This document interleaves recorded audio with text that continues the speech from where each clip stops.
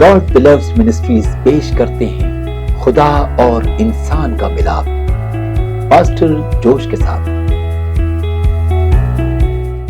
ہمارے پروگرام خدا و انسان کا ملاپ میں آپ سب کو خوش آمدید۔ میں ہوں پاسٹر جوش اور نہایت خوش ہوں کہ آج آپ ہمارے پروگرام میں پھر سے شامل ہوئے ہیں۔ آج ہم یوحنا 5ویں باب کا مطالعہ شروع کریں گے، لیکن اس سے پہلے کہ ہم ایسا کریں آئیے ہم دعا کرتے ہیں۔ ہمارے آسمانی باپ، ہم اس دن کے لیے تیرا شکر کرتے ہیں کہ تو نے ایک مرتبہ پھر ہمیں یہ موقع دیا کہ ہم مل کر تیرے کلام کا مطالعہ کر سکیں، کہ تو اس سارے وقت میں ہماری رہنمائی کرنا۔ خداوند، ہم تیرے بڑے ہوئے ہاتھ کو اپنے درمیان دیکھنا چاہتے ہیں۔ پاک روح، میں تجھ سے منت کرتا ہوں کہ تو میرے ہونٹوں کو چھو اور مجھے وہ الفاظ دے جو تو مجھ سے کہلوانا چاہتا ہے، تاکہ تیرے کلام کی خوشخبری کو لوگوں تک پہنچا سکوں۔ اسی طرح خداوند، میں تجھ سے منت کرتا ہوں کہ تو تمام سننے والے کانوں کو بھی چھو اور ان سب لوگوں کو چھو جو اس وقت یہ پروگرام دیکھ رہے ہیں، تاکہ وہ نہ صرف تیرے کلام کو سنیں بلکہ اس کو سمجھ بھی سکیں۔ خداوند، تو ان سب کے دلوں کو تبدیل کر اور ان کے اندر اپنے کلام کے بیج کو بو، تاکہ تیرا کلام ان کی زندگیوں کو تبدیل کرے۔ خداوند، تیرا شکر ہو۔ یہ سب کچھ مانگتا ہوں یسوع مسیح کے نام سے، آمین۔ تو جیسا کہ میں نے کہا کہ ہم یوحنا 5 باب کا مطالعہ شروع کریں گے، تو آئیے یوحنا 5 باب اور اس کی پہلی آیت سے پڑھتے ہیں۔ یوحنا 5 باب 1 سے 9 آیات۔ ان باتوں کے بعد یہودیوں کی ایک عید ہوئی اور یسوع یروشلم کو گیا۔ یروشلم میں بھیڑ دروازہ کے پاس ایک حوض ہے جو عبرانی میں بیت حسدہ کہلاتا ہے، اور اس کے 5 برآمدے ہیں۔ ان میں بہت سے بیمار اور اندھے اور لنگڑے اور پس مردہ لوگ جو پانی کے ہلنے کے منتظر ہو کر پڑے تھے، کیونکہ وقت پر خداوند کا فرشتہ حوض پر اتر کر پانی ہلایا کرتا تھا۔ پانی ہلتے ہی جو کوئی پہلے اترتا سو شفا پاتا، اس کی جو بیماری کیوں نہ ہو۔ وہاں ایک شخص تھا جو 38 برس سے بیماری میں مبتلا تھا۔ اس کو یسوع نے پڑا دیکھا اور یہ جان کر کہ وہ بڑی مدت سے اس حالت میں ہے، اس سے کہا، کیا تو تندرست ہونا چاہتا ہے؟ اس بیمار نے اسے جواب دیا، اے خداوند، میرے پاس کوئی آدمی نہیں کہ جب پانی ہلایا جائے تو مجھے حوض میں اتار دے، بلکہ میرے پہنچتے پہنچتے دوسرا مجھ سے پہلے اتر پڑتا ہے۔ یسوع نے اس سے کہا، اٹھ اور اپنی چارپائی اٹھا کر چل پھر۔ وہ شخص فوراً تندرست ہو گیا اور اپنی چارپائی اٹھا کر چلنے پھرنے لگا۔ تو بس ہم یہیں تک پڑھتے ہیں اور جو حوالہ ہم نے پڑھا اس کے متعلق بات کرتے ہیں۔ یہ یسوع مسیح کی شفا کے متعلق ایک نہایت ہی خوبصورت حوالہ ہے، اور جیسے کہ آپ سب کو پتا ہے کہ مجھے لوگوں کے لیے دعا کرنا بہت اچھا لگتا ہے، اور میرے لیے بھی ایک حوصلہ افزائی ہے کہ میں ایسا کرتا رہوں۔ یسوع مسیح نے بھی انجیل مقدس میں اور اعمال کی کتاب میں ایسا ہی کیا، اور یسوع مسیح اپنے شاگردوں کے وسیلہ سے لوگوں کو شفا دیا کرتا تھا اور پاک روح شاگردوں کے ذریعے کام کیا کرتا تھا۔ تو آئیے اس شخص کے متعلق بات کرتے ہیں جسے یسوع نے شفا دی۔ سب سے پہلے تو وہ 38 برس سے بیمار تھا، اور وہ اس جگہ پر اس لیے موجود تھا کیونکہ وہ صحت یاب ہونا چاہتا تھا، اور وہ ایک ایسی جگہ پر تھا جہاں خدا مافوق الفطرت طور پر لوگوں کو شفا دیا کرتا تھا، اور جو کوئی بھی سب سے پہلے حوض میں اترتا تھا شفا پاتا تھا۔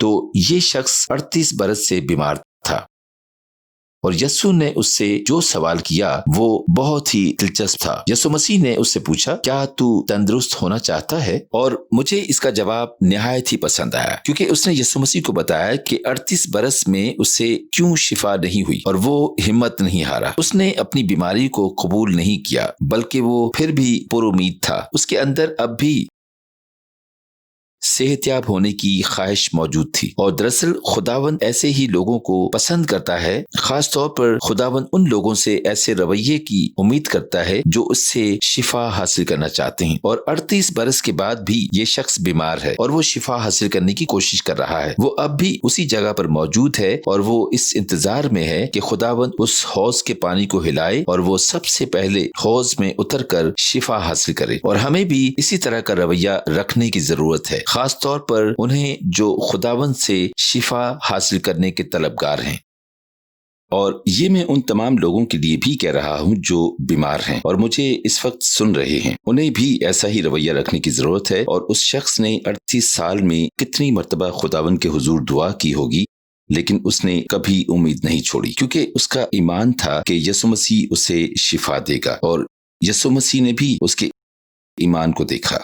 اور ایک مرتبہ جب یسوع مسیح نے یہ دیکھا کہ یہ شخص کس حال میں ہے تو جو حوالہ ہم نے پڑھا اس میں لکھا ہے کہ یسوع مسیح اس کے پاس گیا اور اس سے پوچھا کہ کیا تو تندرست ہونا چاہتا ہے؟ اور اس شخص نے جواب دیا کہ ایسا نہیں ہے کہ میں تندرست ہونا چاہتا ہوں، بلکہ میرے پاس کوئی آدمی نہیں کہ جب پانی ہلایا جائے تو مجھے حوض میں اتار دے، بلکہ میرے پہنچتے پہنچتے دوسرا مجھ سے پہلے اتر پڑتا ہے، اور کیونکہ وہ چل نہیں سکتا تھا اس لیے وہ پیچھے رہ جاتا تھا۔ تو ہم مسیحیوں کو بھی یہی رویہ رکھنے کی ضرورت ہے، خاص طور پر انہیں جو بیمار ہیں اور جو خداوند سے شفا حاصل کرنا چاہتے ہیں۔ ہمیں بھی اس شخص کی طرح کا رویہ اور اسی طرح کا ایمان رکھنے کی ضرورت ہے۔ تو اس سے پہلے کہ میں یوحنا 5 باب میں آگے چلوں اور مزید آیات پڑھوں، ہم بس یہیں پر رکتے ہیں اور سب سے پہلے ان لوگوں کے لیے دعا کرتے ہیں جو بیمار ہیں، اور ہم دعا کرتے ہیں کہ خدا اپنے شفا والے ہاتھ کو ان سب پر بڑھائے جو اس وقت یہ پروگرام سن رہے ہیں، اور ہر اس شخص کو شفا دے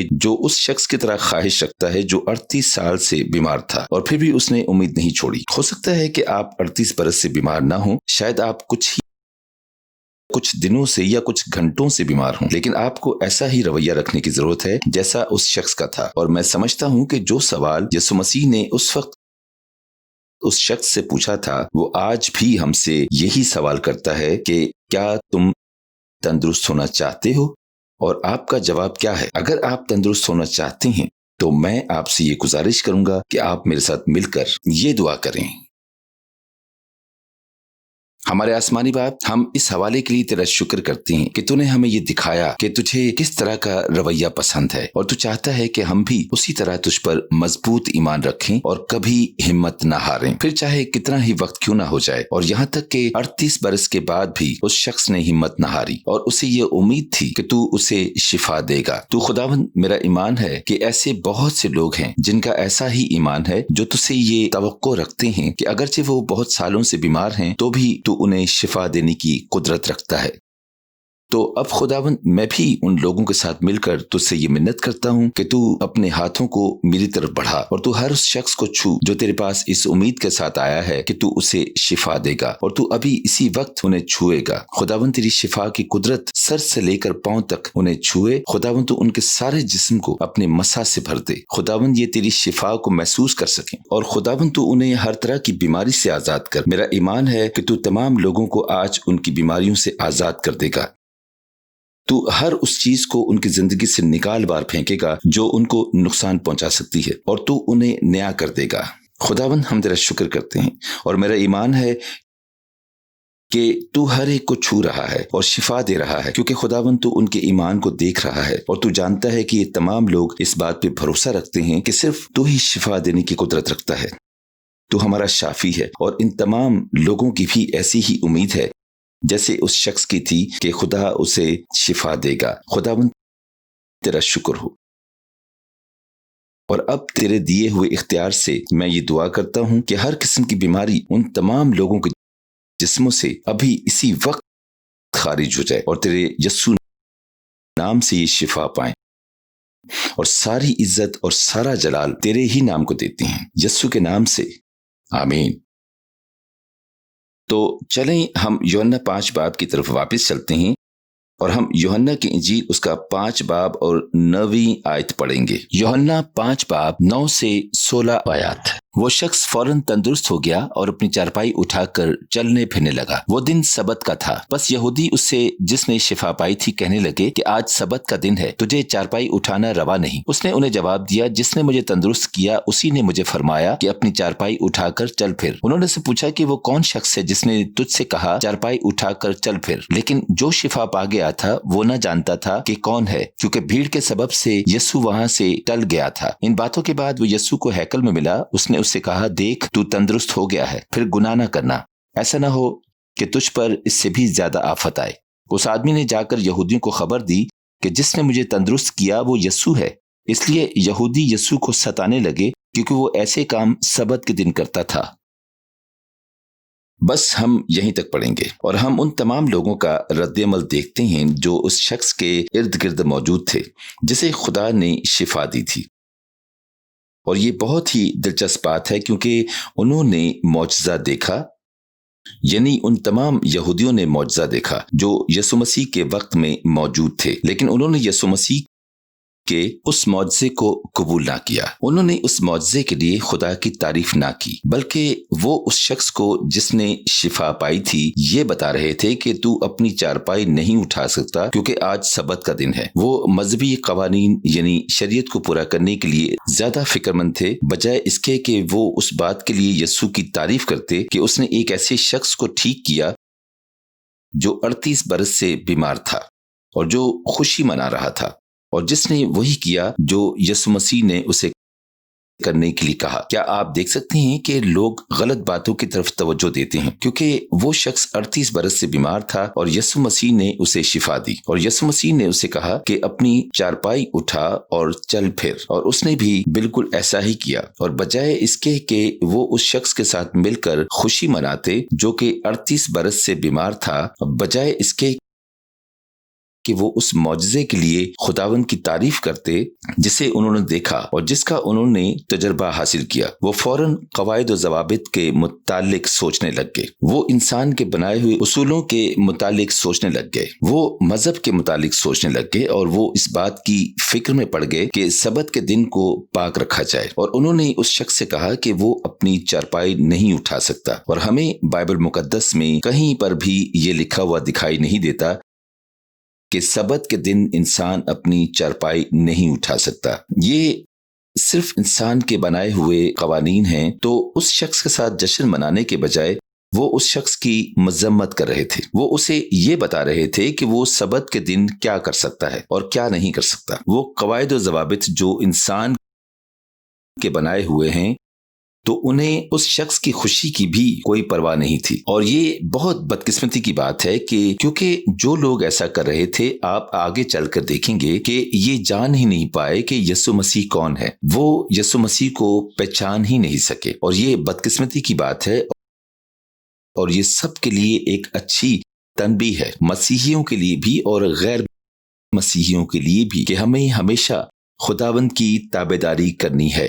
ہمیں ہمیشہ خدا سے دعا کرنی چاہیے اور اس سے پوچھنا چاہیے، اور پاک روح کی بھی رہنمائی حاصل کرنی چاہیے تاکہ ہم انسان کے بنائے ہوئے اصولوں سے زیادہ خداوند کی باتوں کو اہمیت دیں۔ ہمیں ان تمام معجزات کو جو خداوند کرتا ہے اور ان تمام چیزوں کو جو ہم خداوند کو کرتا دیکھتے ہیں، خداوند سے زیادہ بلند نہیں کرنا، اور ہمارے پاس ایسا دل ہونا چاہیے جو پاک روح کی تابعداری کرے، جو ہر اس بات کی پیروی کرے جو خداوند ہمیں کرنے کے لیے کہتا ہے، خاص طور پر ایسی کسی بات پر جو ہمیں خدا سے دور لے جاتی ہے۔ ہمیں اپنی روحانی آنکھوں کو کھلا رکھنا ہے تاکہ ہم یہ دیکھ سکیں کہ خدا اس وقت کیا کر رہا ہے۔ ہمارے پاس ایسا دل ہونا چاہیے جو اس بات کا تجربہ حاصل کرنے کا خواہش مند ہو کہ یسوع مسیح ابھی کیا کر رہا ہے، اور مذہب یا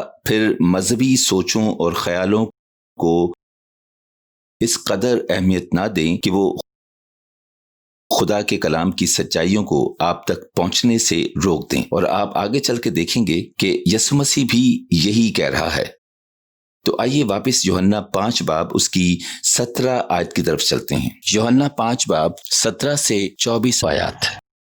لیکن یسوع نے ان سے کہا کہ میرا باپ اب تک کام کرتا ہے اور میں بھی کام کرتا ہوں۔ اس سبب سے یہودی اور بھی زیادہ اسے قتل کرنے کی کوشش کرنے لگے کہ وہ نہ فقط سبت کا حکم توڑتا ہے بلکہ خدا کو خاص اپنا باپ کہہ کر اپنے آپ کو خدا کے برابر بناتا تھا۔ بس یسوع نے ان سے کہا، میں تم سے سچ کہتا ہوں کہ بیٹا آپ سے کچھ نہیں کر سکتا سوا اس کے جو باپ کو کرتے دیکھتا ہے، کیونکہ جن کاموں کو وہ کرتا ہے انہیں بیٹا بھی اسی طرح کرتا ہے۔ اس کے لیے باپ بیٹے کو عزیز رکھتا ہے اور جتنے کام خود کرتا ہے اسے دکھاتا ہے، بلکہ ان سے بھی بڑے کام اسے دکھائے گا تاکہ تم تعجب کرو، کیونکہ جس طرح باپ مردوں کو اٹھاتا اور زندہ کرتا ہے اسی طرح بیٹا بھی جنہیں چاہتا ہے زندہ کرتا ہے، کیونکہ باپ کسی کی عدالت بھی نہیں کرتا بلکہ اس نے عدالت کا سارا کام بیٹے کے سپرد کیا ہے تاکہ سب لوگ بیٹے کی عزت کریں جس طرح باپ کی عزت کرتے ہیں۔ جو بیٹے کی عزت نہیں کرتا وہ باپ کی جس نے اسے بھیجا عزت نہیں کرتا۔ میں تم سے सच कहता हूँ कि जो मेरा कलाम सुनता और मेरे भेजने वाले का यकीन करता है, हमेशा की जिंदगी उसकी है और उस पर सजा का हुक्म नहीं होता, बल्कि वो मौत से निकलकर जिंदगी में दाखिल हो गया है।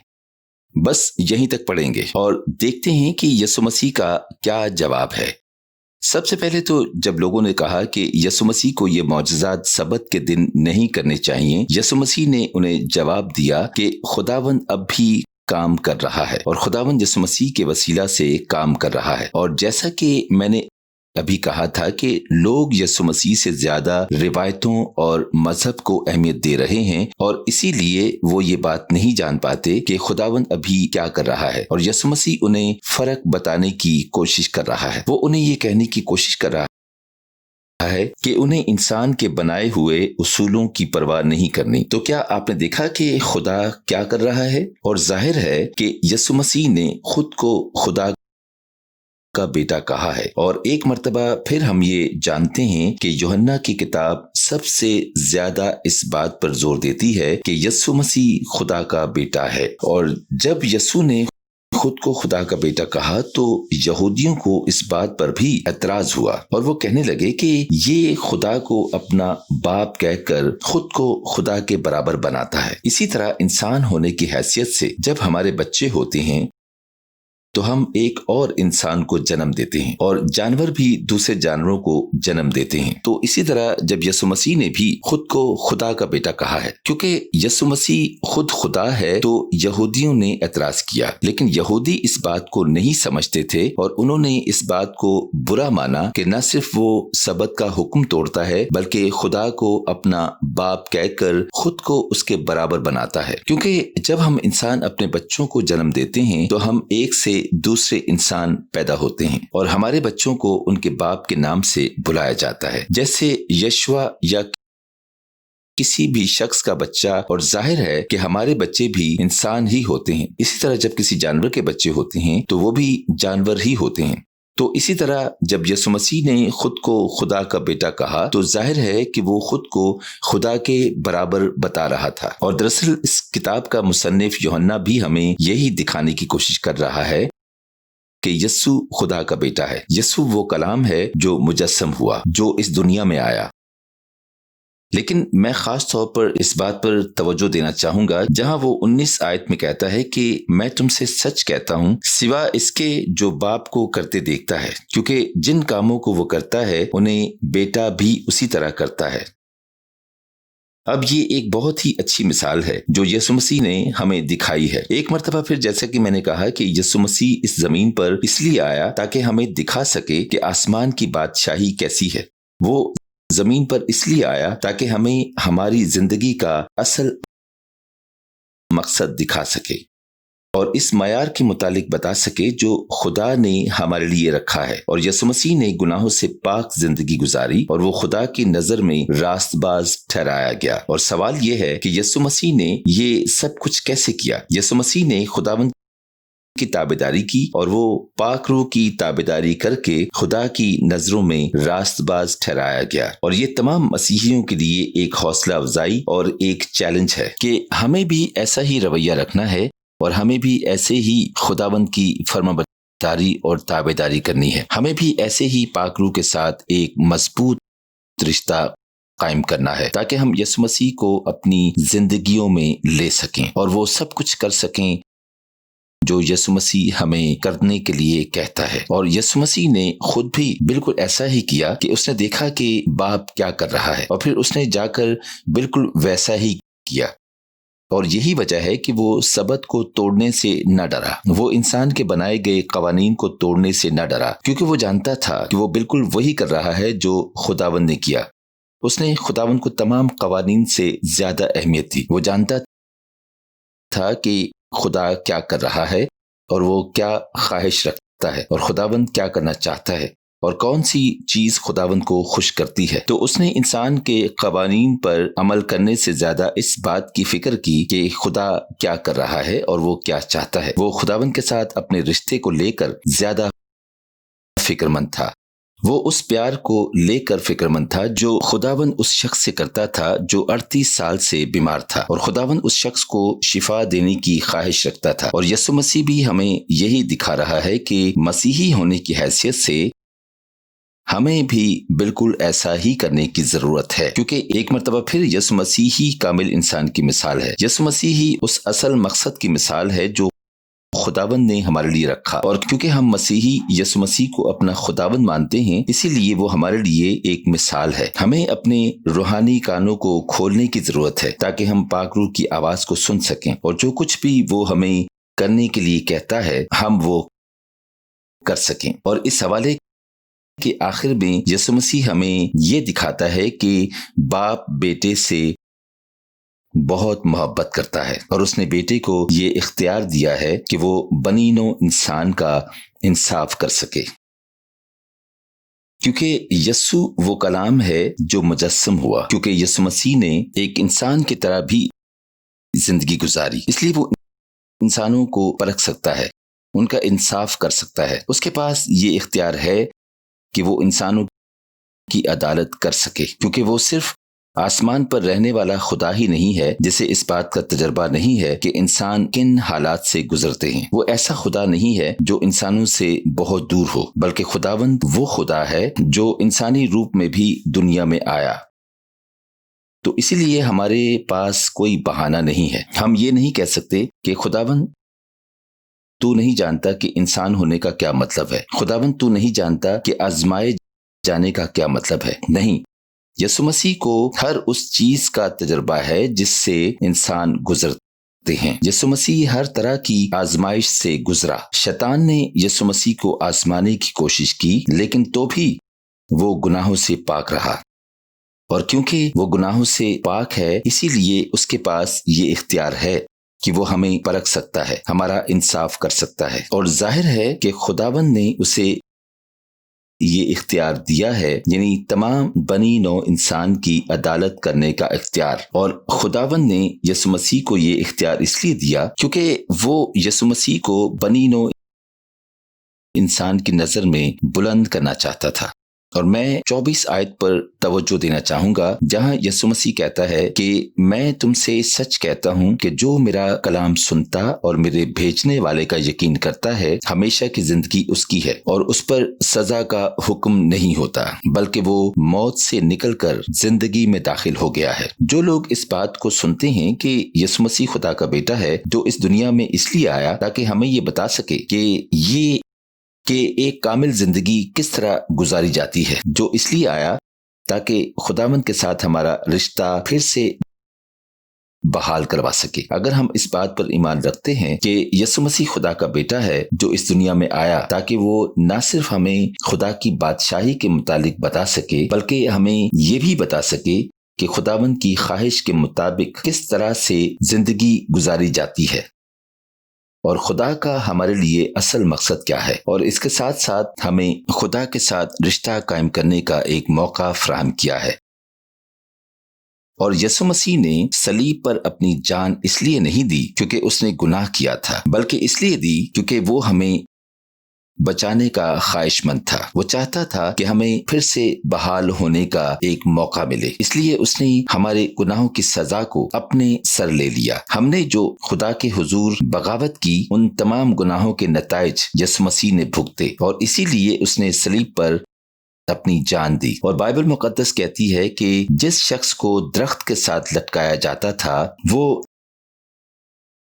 دراصل لعنتی ٹھہرایا جاتا تھا، تو یسوع مسیح کو بھی ہمارے گناہوں کی وجہ سے صلیب پر لٹکایا گیا، اور وہ ہر اس شخص کو حاصل ہوتی ہیں جو اس کے کلام پر یقین رکھتا ہے، جو اس کے کلام کو سنتا ہے اور اس کی باتوں پر یقین رکھتا ہے۔ اور دراصل بہت سی برکات ہیں جو ہمیں یسوع پر ایمان لانے کے وسیلہ سے ملتی ہیں، اور ان میں سے ایک برکت یہ بھی ہے کہ ہم واپس خدا کے خاندان کا حصہ بن سکتے ہیں۔ ہم ان تمام برکات سے لطف اندوز ہو سکتے ہیں جو خداوند اپنے خاندان اور اپنے فرزندوں کو دینا چاہتا ہے، اور ان تمام برکات میں سے ایک سب سے بڑی برکت یہ ہے کہ ہم خداوند کے ساتھ ایک مضبوط رشتہ قائم کر سکتے ہیں۔ ہم بغیر کسی ڈر کے خداوند سے جب چاہیں بات کر سکتے ہیں۔ ہم اسے اپنا آسمانی باپ کہہ کر پکار سکتے ہیں اور ان تمام چیزوں کا تجربہ حاصل کر سکتے ہیں جو خداوند اپنے فرزندوں کو دینا چاہتا ہے۔ تو اس سے پہلے کہ میں ہمارے آج کے پروگرام کا اختتام کروں، میں تمام لوگوں کو دعوت دینا چاہوں گا، تو اگر آپ یسوع مسیح کو اپنی زندگیوں میں اپنے خداوند اور اپنے نجات دہندہ کے طور پر قبول کرنا چاہتے ہیں اور ایک مرتبہ پھر خدا کے خاندان کا حصہ بننا چاہتے ہیں، تو میں آپ سے گزارش کروں گا میرے ساتھ مل کر اونچی آواز میں یہ کہیں، اور یہ ایک چھوٹی اور سادہ سی دعا ہوگی۔ تو آئیے دعا کرتے ہیں۔